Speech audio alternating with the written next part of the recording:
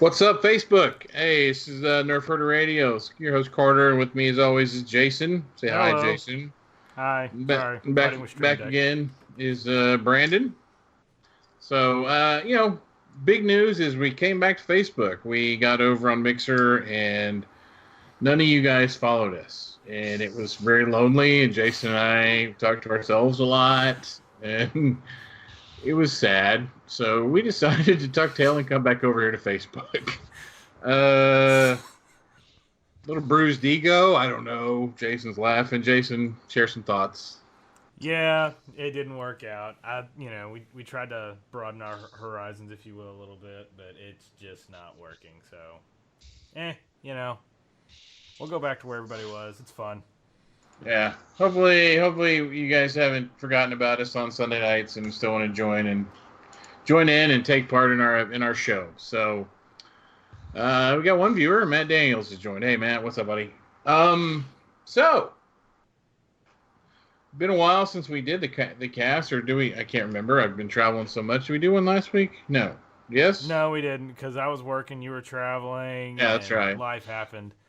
And y'all keep talking. I'm going to fight with the stream right now. It's not wanting to work. Okay. So this is why we left Facebook, but we're coming back to this. Yes, apparently. The gremlins followed us to Facebook. So, here we are. Back where all the problems never happened. So, we're also going to try to mix it up a little bit. There's not a whole lot of Star Wars news. We're trying to find some other things. So maybe we're gonna touch on some more grown up topics. Not get too grown up, but we got a couple things to talk about today. One is a buy versus build conversation when we get into PC gaming. We're gonna go look over do a review of what we know of the HBO. Jesus Christ! I'm sorry. Nice guy. He died a very long time ago. Yeah, having technical problems over here as well. All right, so we're back streaming now, so everybody's going to probably not know what we're talking about. So let's start over there a little bit with Bill versus Buy and what we're talking about. Say what? I just got the stream going live again. So we weren't live during any of that? No, we weren't, but it was recording, so this will be fun. Hey, okay. Matt. So anyway, some topics tonight. We're going to discuss the Game of Thrones Fire and Blood series and maybe share some spoilers or what we hope to see from the show. It was announced about a week ago, and so nobody knows anything. We know nothing. We're not insiders. So we're going to talk about that. Build versus buy. Kind of a guide or lessons learned. If anyone's looking to get into the PC, get back into PC gaming or buy a PC altogether, Jason bought, I built, and we'll discuss we'll discuss all the fun that went in, that we went through, and pain and torture. Then we're going to discuss some gaming. Jason and I played some betas for a couple games. Discuss that a little bit, and we'll see how much time we got left. So, where do we want to start tonight, guys? Well, why don't we knock out the Game of Thrones Fire and Blood conversation? Okay. And Matt, if Matt wants to dial in, can we get Matt in for some voice?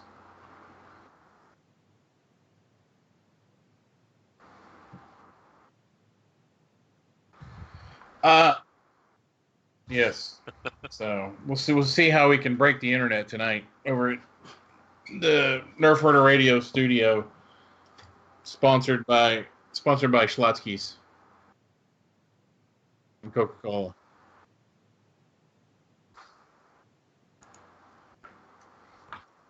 Okay, so I was doing some research before we got started, and nobody really knows much. The only thing I've seen is they're expecting the show to be take place 300 years before the Song of Ice and Fire. So I don't know the Game of Thrones timeline that well. Where is that in retrospect to? Are they still in Old Valyria? Have they come over, settled in Dragonstone, any of that stuff? But I was doing some research and kind of give some highlights for those who don't know much about the House Targaryen. So Fire and Blood is basically on their sigil. and their sigil is the black flag with the red dragon, the three-headed dragon. And so their sigil is fire and blood. Like, you know, you guys watch Game of Thrones, the Starks is winter's coming, and you know, things like that. So this is kind of their battle cry. They were some of the first settlers, or from Westeros, you know, that came over from across the Narrow Sea, and there was an event that happened that I hope they talk about in the show. There was this great cataclysm that was going to happen, and what we know from watching Game of Thrones is basically Old Valyria there's a volcano erupted, and that's where everyone gets to grayscale, and so it's like an unlivable area. If you live there, you turn into rock creatures, and then you eventually die. I would like to see that sort of stuff. I mean, you know, the Targaryens were dragon riders from that area. They weren't the only house or other houses that rode dragons. So, if anything, we're going to get a lot more dragons. So that's kind of cool. We can look forward to that. So, hey, what's up, buddy?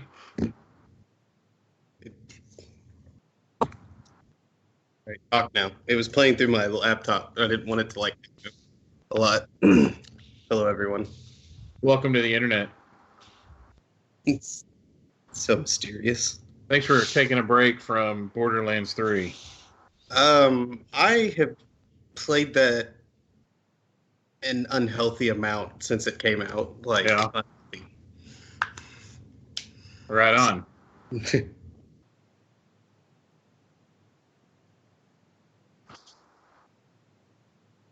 Yeah. So, Matt, you know a lot about Martin's writings. I mean, I was just trying to fill some time while we got you on. I mean, what do you know about this era, the show? What are your thoughts? So I've listened to the Fire and Blood, the book. I've read a lot of the short stories that he's written. So hopefully with this TV show that's coming out, we're gonna get the first Targaryens that came over. What's his face? The main dragon rider, his two sisters coming over and conquering Westeros. It's pretty crazy. The whole story is, but the book is more historical than like what you get with the Game of Thrones book and the TV show. So it's a lot more dull, but there's a lot of good stuff in there. It's all told from the third person, from a priest and then a jester, like a small person jester. So that's they see what's happening during this time, and then you get a secondhand story. So okay. Yeah. So is it Aegon the Conqueror? Is that who came over, or is it going back before that? Yeah, okay. That's the one. For some reason, it wasn't popping in my head. So it's Aegon the Conqueror coming over, okay. And that's what it starts. It goes into Aegon the Conqueror, his son, and then it starts getting all over the place. So it's not like son after son after son. It's more of like son and then like a nephew and then like a third cousin once removed. It's like all over the place, but it's because a lot of people die because of like sicknesses and doing stupid things. It's so okay, but.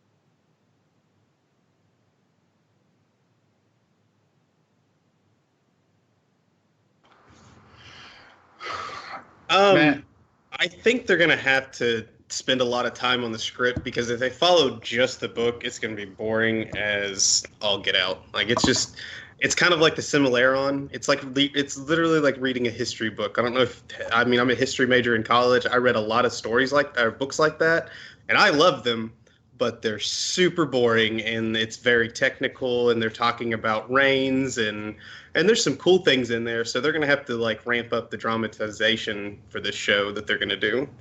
But if they do that, it's gonna be cool because there's some and like Carter was saying earlier, like tons of dragons. Like there's dragons everywhere, especially in Aegon and then his son's reign. Like there's just dragons everywhere. There's so many dragons, and there's dragon battles. Like we only got to see that happen one time in the Game of Thrones series. We'd probably be able to see that at least once every season, like a dragon battle, and that's pretty awesome. So I'm excited about that part. The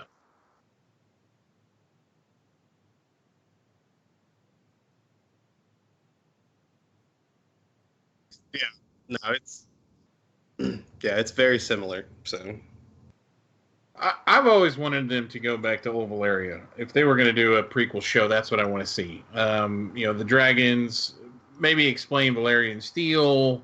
There's a lot of history there that I think they could show that would be really cool, and especially the Great Cataclysm that destroys Valeria. And I was reading the story, and it basically says Daenerys Targaryen, also known as Daenerys the Dreamer, the daughter of Aenar Targaryen, had visions of a cataclysm that would come over Valeria. He sold his estates and moved his wives, children, relatives to Dragonstone across, that's where they're all at. Into the entry to Blackwater Bay, and so they stayed there. I would like to see Old Valeria in this show. I mean, as long as the story's good and the script's good, I don't think I have anything to worry about. But I do worry. Like the book is more like Matt says, historical. So I think it gives a good skeletal framework of we know what's supposed to happen, what the conquest deaths are, and all that. How do we get there? What's the drama that happens and the action that happens without the plug in? Which, to me, makes it. I mean, you already have we all know what's going to happen. How it happens has probably not been really delved into, which I think is going to be exciting to see. Because they don't really speculate in the book. Like they are reading basically the diaries of these two people and then kind of piecing everything together. So it's not like just a well thought out, like they said this, they said that. It's just recollections of two people. And then you've got this third priest kind of telling the story based on what he's read in their writings. Yeah. So, and it's kind of funny because it's kind of like the priest that's writing about it is like very conservative in what he says, and then you've got this gesture who says like all kinds of off the wall things sometimes, which he's like, it's probably somewhere in between, but it's just that part's kind of funny sometimes because it's just like, what? Yeah. No, I'm excited for it. We'll see what happens. Yeah, and I think if HBO does a great job with programs, I think one thing I noticed, the adult in me noticed, a lot of the R-ratedness of the Game of Thrones seemed to wane the further you got into the season, so maybe you'll get a little bit more adulty content. Not that I'm asking for that, but it just seems like maybe they could. I would rather just have the action in the story. I mean, that doesn't add anything to the story. The only thing is the incestuousness of the Targaryen. Oh, there's a lot of that. Keeping the bloodline pure. I mean, that's. And I'm not asking to see a bunch of cousin rape. That's not my point. I'm just. I think to kind of show that they aren't perfect, you kind of got to show a little skin. And there's a little bit of like religious talk and stuff in like there, because it's not like everybody was for the Targaryens marrying their sisters and stuff like that.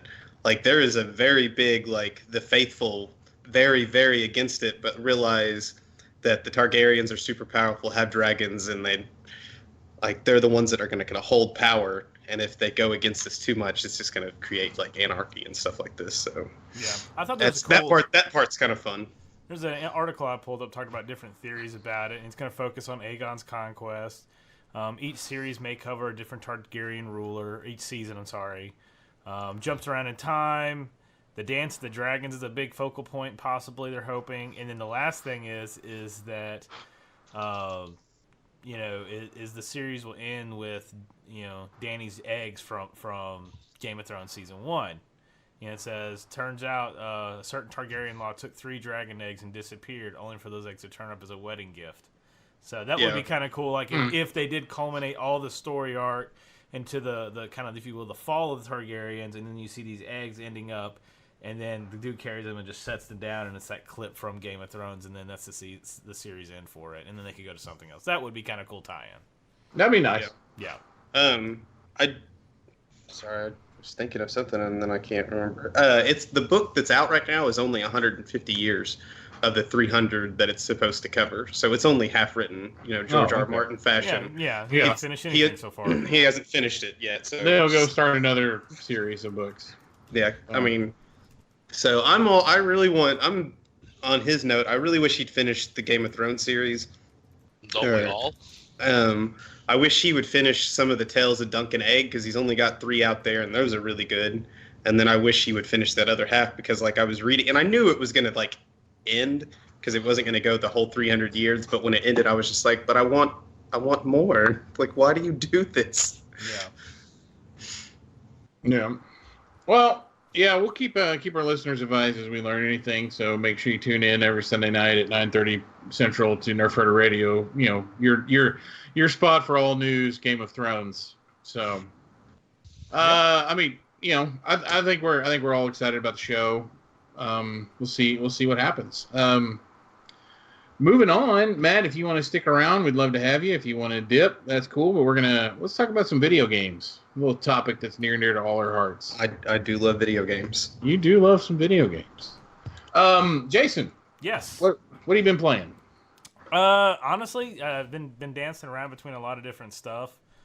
Eagerly waiting. Destiny New Light gets released. Is it tomorrow on PC officially? Isn't that tomorrow? Tuesday. Whatever. It's coming up soon. So the game we've all played and got to know each other from outside of work is coming to PC for free to play, and then the new expansion drops. So that's going to be exciting. I'm going to start playing that again. But I've just been kind of floating around between various. What was that on your shirt, Matt? Was that a Destiny shirt? Yeah, it's my Destiny Moments of Triumph shirt. Nice. Now Carter ran into a fellow Destinier at the line at the fast food place one time, and there was some great Chick-fil-A humor about that. Yeah. But no, there's just been a ton of different stuff, and I mean, fall's here, so we're having the release of new games. And this is a great time, I think, for any of our viewers who have kids or are thinking about some of these games too. Is the new Call of Duty's coming out.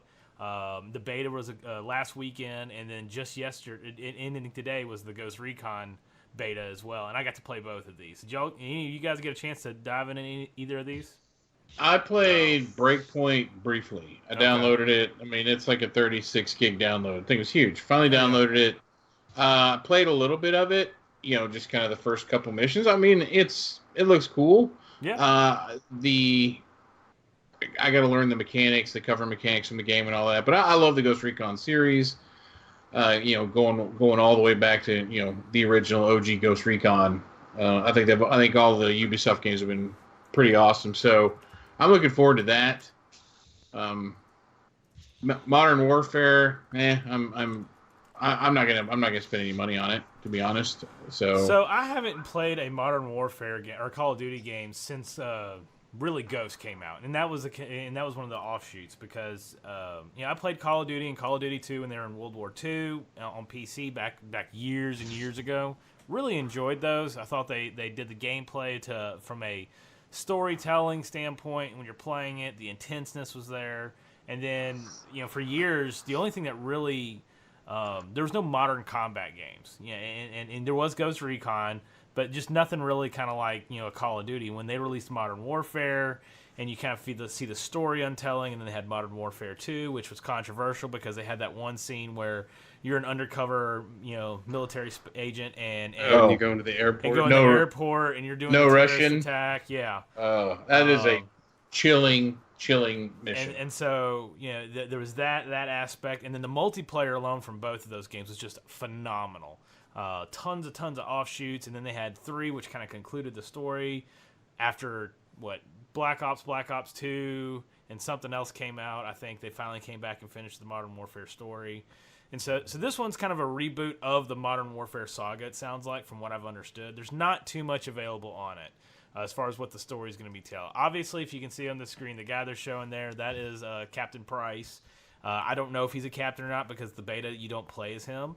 But we're continuing that story with these characters in that era. And what I really liked about this game more than anything that got me excited about it is the multiplayer went back to simplistic roots. It's you shoot back from far under cover as a sniper. You do the run and gun if you're the assault guys. They didn't overcomplicate it. There's none of this wall running and grappling cables and all that crazy stuff they got into with the later Black Ops stuff. And there's no battle royale mode, which I'm shocked about, but I'm very happy about right now. It's just going to be a traditional, 32-player, shooter game. I thought it was 64. Standpoint. Maybe it's 64. I don't know. Or maybe PC. It was 64. I saw that somewhere. Well, there is 64 because there's different game modes. If you're doing the Conquest mode, which is kind of like Battlefield, it's going to have that. It's a 64 mode.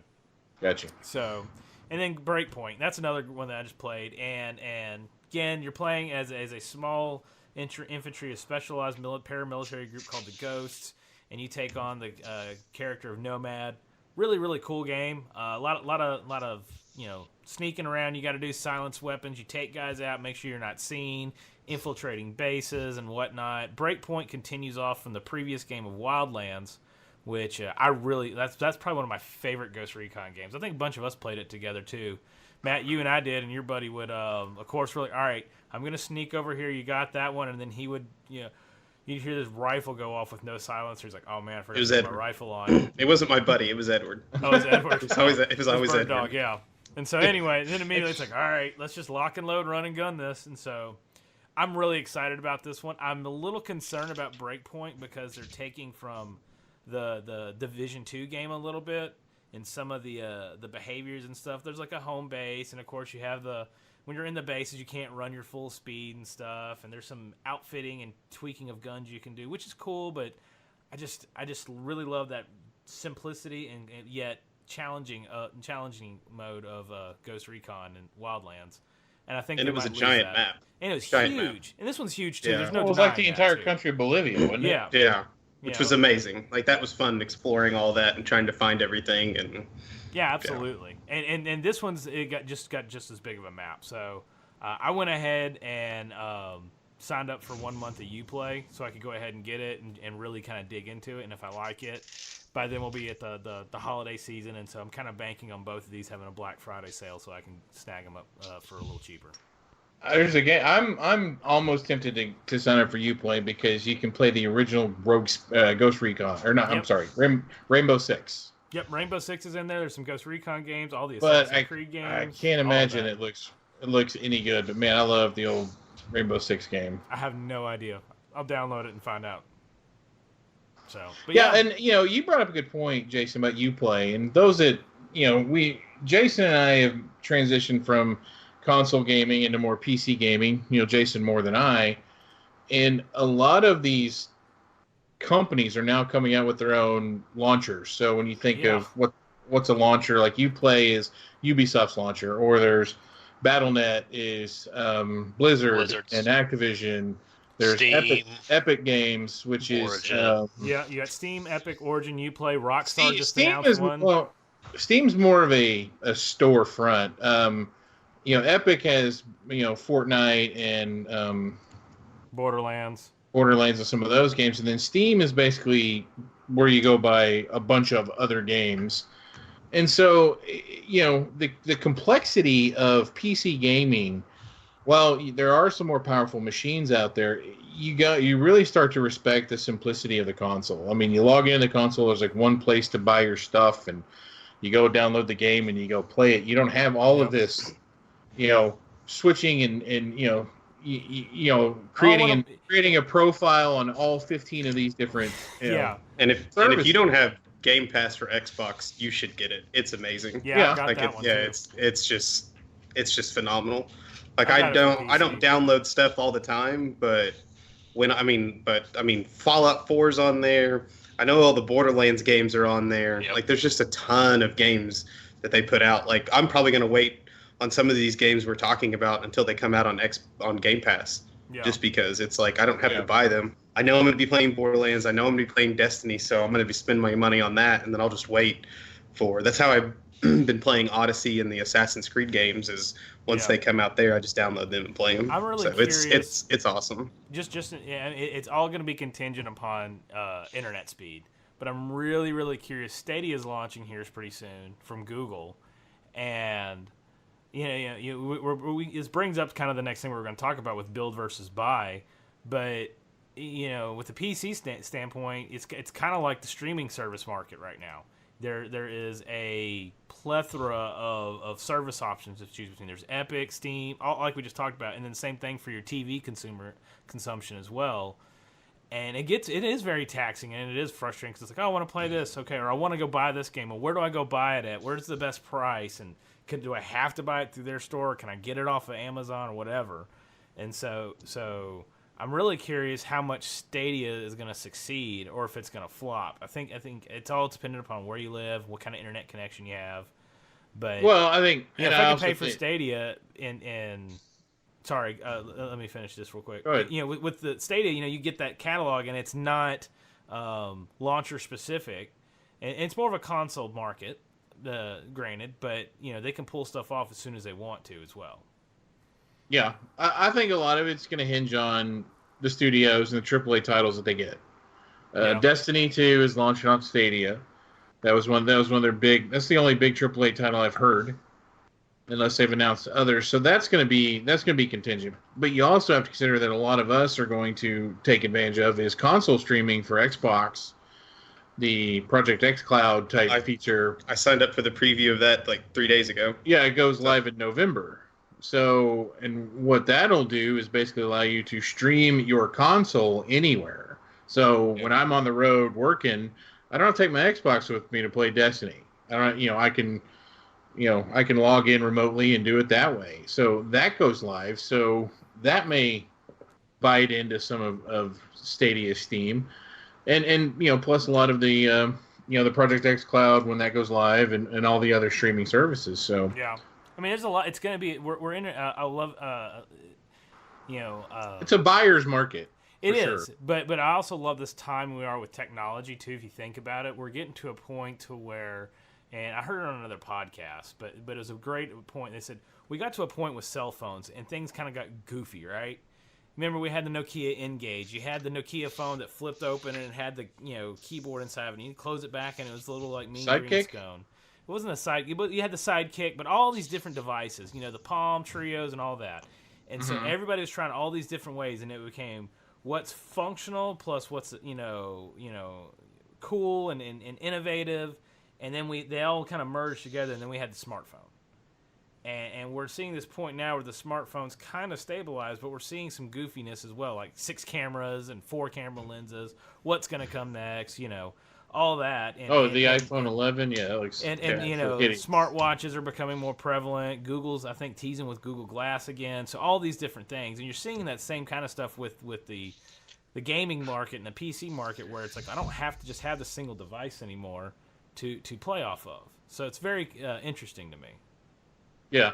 Plus, what I know Apple hasn't. I think the Xbox games or xCloud, if you have a Bluetooth enabled phone, you connect that phone Bluetooth enabled controller. You connect that controller directly to your phone, and you can use that as your display for xCloud. So, I think that's kind of cool. Rather than Microsoft going through the process of building a mobile device, they're like, there's 50 million mobile devices out there. Let's just let them all use our service. Well, the preview, you could only sign up if you had an Android phone, and my Android Note 8 is just like a mini little computer, so it'll be perfect. And it hasn't they've gotten.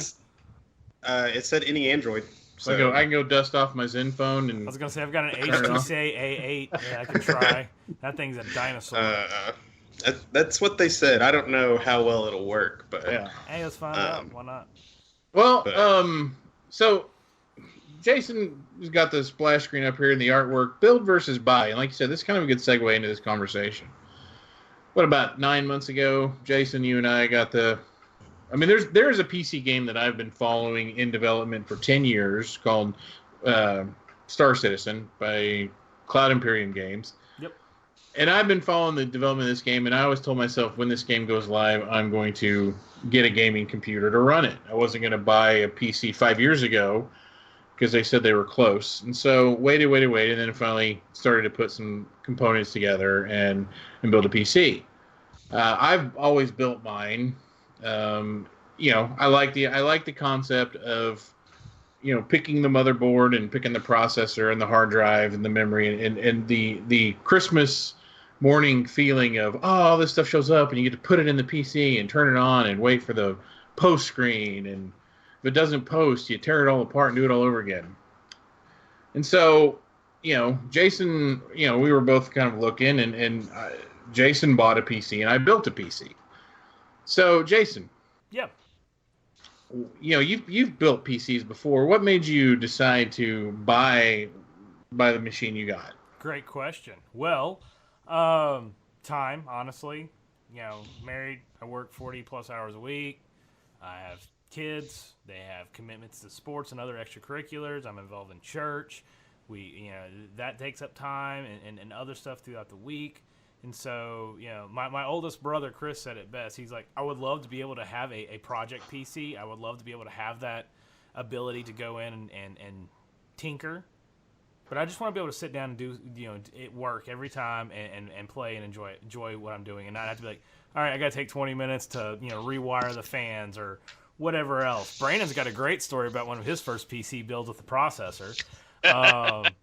He's been so talkative tonight, guys. We need to shut him up. Yeah, we need to get Brandon in the conversation. Brandon can talk about that story in a second with his experience. But I mean, I've had several PCs over the years, built them all, did the what would you consider the Fast and Furious car mods with the lights and all that. I literally had a computer case that I circle sawed the whole side out of and put a rack chassis fan system in the side of it to keep it cool. He did. It looked like it looked like a camping stove top. It didn't even need to be cooled that much. He just did it because you can't turn it on. That's you Jason. About to take off.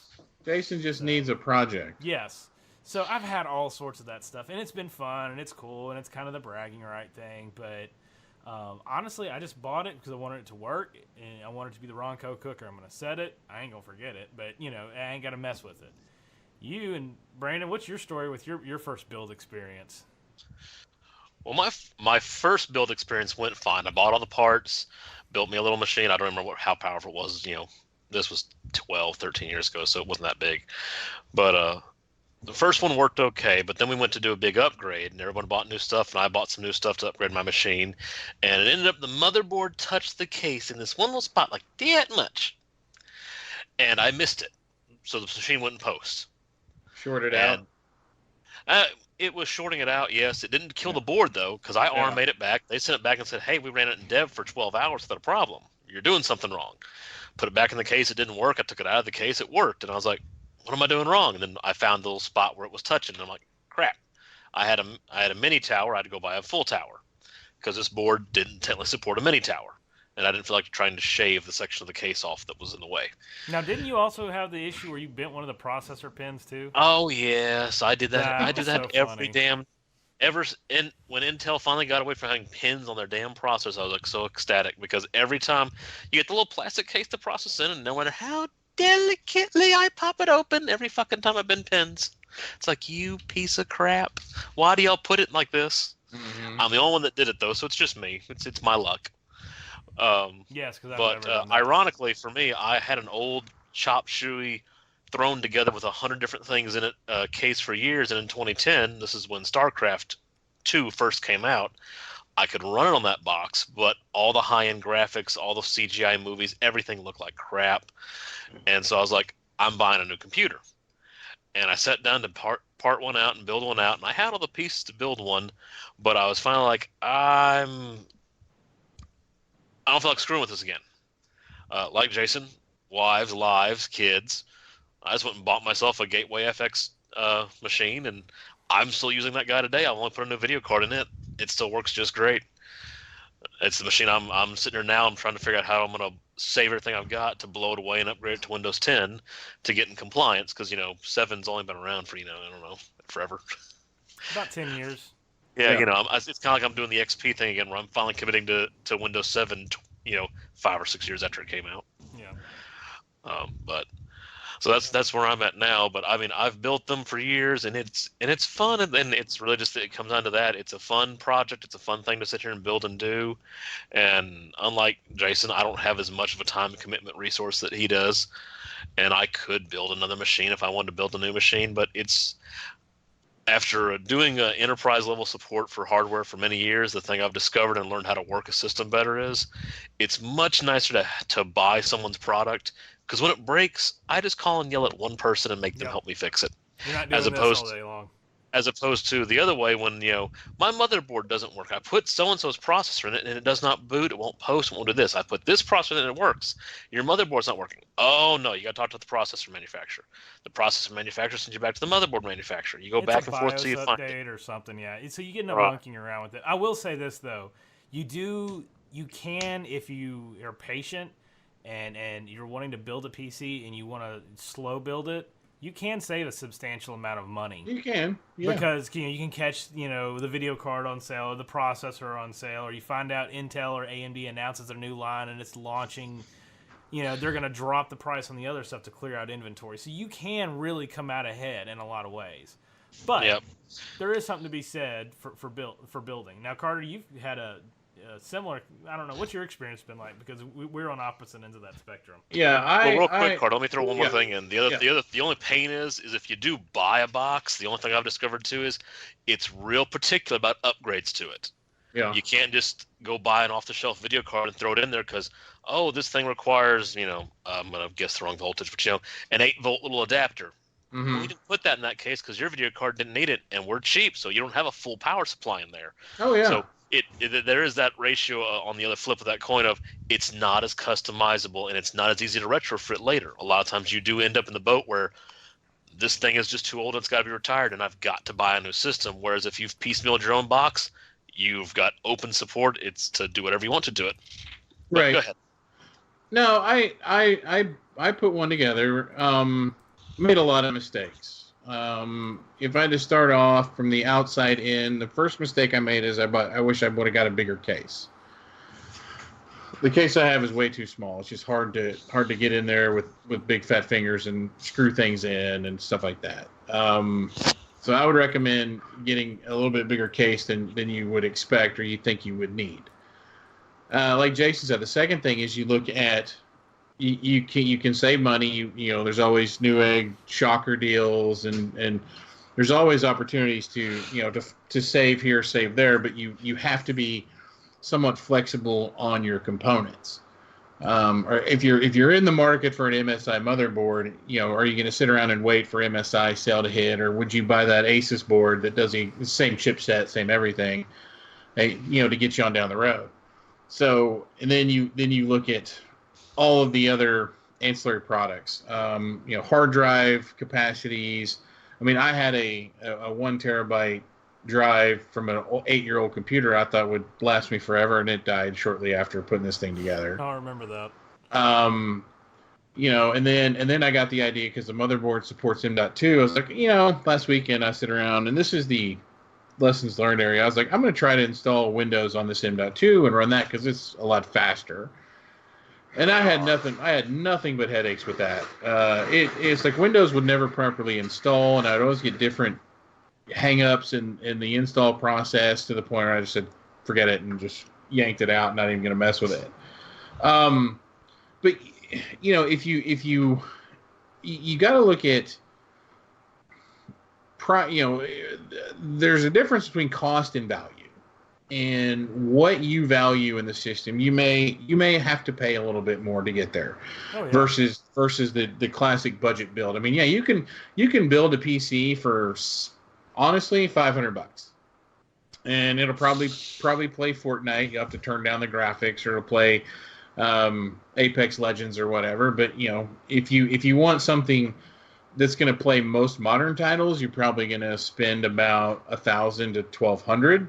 And then they go all the way up to $10,000, depending on how crazy you want to go. I mean, water cooling and, like Jason said, all the 16 different fans and all that stuff. But I would just, the mistake I made, the biggest mistake I made was the case. I just wish I would have had a bigger one. Now, that's an easy problem to solve. I'm glad I didn't buy a motherboard that was about to go out of life or anything like that. But I know a lot of people that have done that, and you basically end up spending twice the amount of money on a PC than if you would have just gone and bought one off the shelf and been 3 months down the road playing the game you wanted to play. So if you like playing and putting the shopping list together, then build your own PC. If you like the simplicity of it, then buy it. But just some of the lessons I learned. So yeah. So I'm doing a watch party on my own Facebook account, and I've got some family and friends commenting stuff, and one of them talks about installing Linux and stuff, and apparently, Brandon, our brother, has a story about choosing the right power supply we need to chase down. Knowing Chris, there's all sorts of stuff like that. I think we've all been through it all. This will be kind of my end of build versus buy, and y'all can kind of tell your closing pieces for your side, but I bought my first computer when I graduated, and it was an HP, and it was a piece of garbage. The sales guy's like, "Oh yeah, you can put video cards," and this was back when it was it PC? It was PCI or AGP graphics, and AGP was like the Cadillac. That's where you got all your lanes and performance and everything else. Yeah, It's got it in there. Get it home. DirectX 7 support. Got it home, didn't have that, so I had to put a PCI in there. I was really mad about it, but I kept that thing forever. I built 2 more computers after that, and we had LAN parties at our house, and I had so many people over at our house sitting upstairs that we were throwing the breakers from the amount of heat because the air conditioner was kicking on and the amount of power we were pulling from all the outlets. So we had fans sitting out windows to blow air out, suck air up from the bottom of the house to cool it, and extension cords going out windows to outside outlets into downstairs outlets to power everything up. It was awesome. Then the internet's gotten to where you don't get to experience that anymore. So it was to me, I think the build piece of it comes with the nostalgia of that generation of gaming when it was, the internet wasn't what it is now, and it wasn't as toxic when it came to multiplayer gaming and stuff, and it was a true community, and you had a lot more fun with it. But at this day and age, I think that, for the convenience factor, buy is great. If you want to have a project PC, build it and be agile with the fact that it's probably not always going to work. Well, I think once you get things where you need them to be, that's true. But I mean, I don't have to take the case apart and reseat a power supply, or reinstall Windows every 3 days just because I feel like it. That was something I took upon myself to try. And honestly, I mean, how many people, even if you build or buy a PC, I love the notion that we all tell ourselves, oh, I can upgrade this whenever I want. I can put in another processor. I can add more RAM, blah, blah, blah. Nobody really ever does that. At least I never have, or know anybody. It's usually, oh, I'm going to upgrade my processor. Well, you need a new motherboard as well. It's because these chipsets don't support forever. So, I don't know. I'm happy with. I'm in a. It's in a good spot. It's good space now. If I had to upgrade anything at this point, I would buy a bigger case. Yeah. So. Cool. Matt, anything you want to close out with on that topic? I like my Xbox. And then there's the console piece of it too. That goes in that buy. Simplicity, set it and forget it and go. And there's nothing wrong with that, man. Yep, there isn't. Well, I'll flip that coin because, I've been a PC gamer forever, and I finally caved and got an Xbox One, and I'm having a blast with it. Yeah. I play it more than I do on my computer anymore. I think we go mainly through because Todd wants to play it. And I don't mind. Yeah, I don't mind spending $500 for the new console every 3 or 4 years either. So yeah, you come out ahead. So yeah, I use it enough that it's 100% justifiable. But I'll say this: without a PC, we wouldn't have these slick graphics and transitions that we've got, and all this streaming going on. True. Yeah. Couldn't do this podcast without a PC. Yes. Well, I mean, I can Chromebook. Oh, that thing's a piece of garbage. And that's when the fight started. Yeah. Well, my work uses G Suite, so it's perfect for work. So that's for a different conversation. Yep. Well, all right, guys. I think we've run a little long, so I think this is a good stopping point. We appreciate everyone for tuning in tonight. Welcome us back on Facebook. Oh, hey, real quick, I've got our tip of the week we wanted to do. Oh yeah, go ahead. Yeah, so Matt, you're not probably if you've watched a couple of the episodes this season, we try to do this. We haven't been very consistent this season, but we're gonna get better. We try to kind of do a tip of the week. We either all have one, or if we don't, it's cool. But I've got a couple, but I'm only gonna share one this week, so I can keep one in the chamber for next week. But I started getting into podcasts recently, and there's this one, and it's not even a podcast. It is an immersive audio experience, as they call it. It's kind of a movie on tape without the acting. It's all voice acting and sound effects. It's really, really cool. It's called Carrier. It's got this kind of eco, initiative at the end, that play throughout it about how, we're destroying the environment, and companies like Monsanto, if however you say it, are behind it. Monsanto. Whatever. Yeah. So, but what I enjoyed about this podcast and listening to it was I felt like, Brandon, I don't know if any of you guys ever played it. There's a PC game called Full Throttle. It came out by LucasArts long time ago. And originally there was when they made good games. Yeah. And they were going to make another one, and it got scrapped, and I'm very, very disappointed about it. It's something anybody should go try to grab it off of Good Old Games or something like that. That's another one we could do for Tip of the Week and play through. But it just reminded me of that because there's this nefariousness going on. You've got this innocent person who's trying to survive and make it home to their kid, and dad's sick, and they're trying to help out with all these different things. But it's a really, really good listen. Each episode, there's only like 7 of them, and Q-Code produced it. And they're like 20 minutes a piece. So it's a quick listen to on the way to and from work. I will say that you need to listen to it with headphones. So if you're on the treadmill, probably be the safest place, because if you're riding down the road on your bike and you've got this on and you're blaring and you hear trucks whizzing by, it might mess with your safetyness. But it's definitely worth a listen to, and I'd recommend that to you guys. So finding something like this or other ones that kind of, tell a great story and kind of immerse you into that world is pretty cool. That's all I got to say about that. All right. Yeah. Okay. Well, no, I appreciate everyone jumping on with us tonight. I think Sunday nights kind of feels like home, at least with all, the travel that we've been going on and work-life balance. I think Sunday nights work. So, Matt, you're always welcome to jump on and hang out with us. Yeah. And anytime you guys talk Game of Thrones, Star Wars, or any of the 800 things I've read or watched or whatever. There's just not much in the Star Wars front, so we really didn't have anything to talk about tonight. So I think we're just kind of waiting for the trailer to come out. Jason, go ahead, Jason. So you think the trailer is going to come before the movie, right? Mm-hmm. and then the Mandalorian when it goes live. So yeah, did you see the new trailer for?